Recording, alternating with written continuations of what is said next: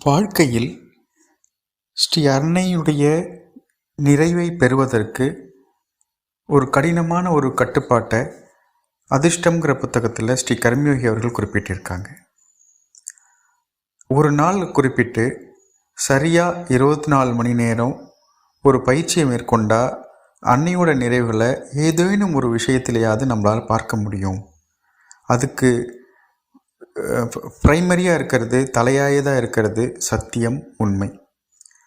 நம்மளுடைய வாழ்க்கையில் சத்தியம் எந்த அளவுக்கு இருந்தாலும் நம்மளால் முழுமையாக சத்தியமாக இருக்கோமான்னு பார்த்தா இல்லை. குறிப்பிட்ட இந்த 24 மணி நேரத்தில் 2 முடிவுகளை நம்ம நிறைவேற்றணும்னு சொல்கிறார். ஒன்று, வாயால் பேசக்கூடிய எந்த சொல்லில் கூட பொய்யோட கலப்பு 1000ல் 1 பங்கு கூட இருக்கக்கூடாதுங்கிறார். அடுத்ததாக சொல்கிறது, பொய்யுள்ள கலப்புள்ள எந்த எண்ணமும் மனதில் நுழையக்கூடாது. ஒன்று நம்ம சொல்லக்கூடிய சொல்லுள்ள சத்தியம் இருக்கணும். அடுத்தது, நம்மளுடைய எண்ணத்தில் பொய்யோட கலப்புள்ள எந்த எண்ணமும் மனதில் நுழையக்கூடாதுங்கிறார். இந்த 24 மணி நேரமும் இதை நெறியாகவும் பவித்திரம் சொல்லக்கூடிய மன தூய்மையாலும் அகத்தூய்மையாலும் கடைபிடிக்கணும்னு சொல்கிறார்.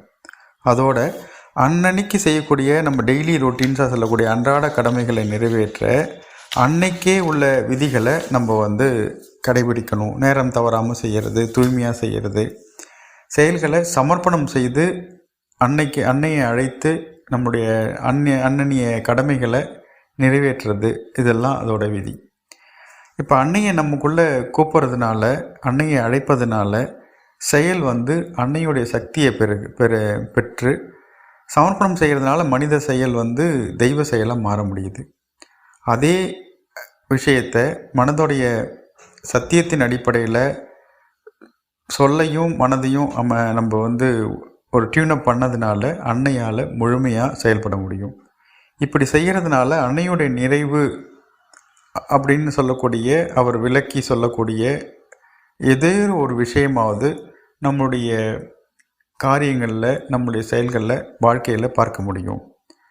இதே நமக்கு அந்த கட்டுப்பாட்டை ஒரு சொல்லோ எண்ணமோ மீறினா, அதாவது பொய் சொல்லிட்டோம், இல்லை பொய்யான எண்ணம் உள்ளே வந்துட்டால் அதை சமர்ப்பணம் செஞ்சு திருப்பி ஒரு 24 மணி நேரம் இந்த பயிற்சியை தொடரணும்னு சொல்கிறார்.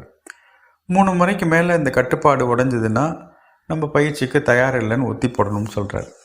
இது பார்க்கறதுக்கு கேட்கறதுக்கு எளிமையாக இருந்தாலும் செய்து பார்க்கும்போது தான் இதோடைய உன்னதம் புரியும், இதோடைய உயர்வு புரியும். அப்போ திரும்ப அந்த 2 விதிகளை சொல்லணுன்னா, ஒரு நாளை குறிப்பிட்டு 24 மணி நேரத்தில் வாயால் சத்தியம் மட்டுமே சொல்லாக வரணுன்ற ஒரு தீர்மானம், சத்தியம் கலப்புள்ள சத்தியம் மட்டுமே இருக்கிற எண்ணம் மட்டுமே மனதில் இருக்கணுங்கிறது. அவர் நெகட்டிவாக சொன்ன விஷயத்தை பாசிட்டிவாக நான் சொல்கிறேன். வாயால் சொல்லக்கூடிய சொல் சத்தியமாக இருக்கணும், மனதில் இருக்கக்கூடிய எண்ணமும் சத்தியமாக இருக்கணும்.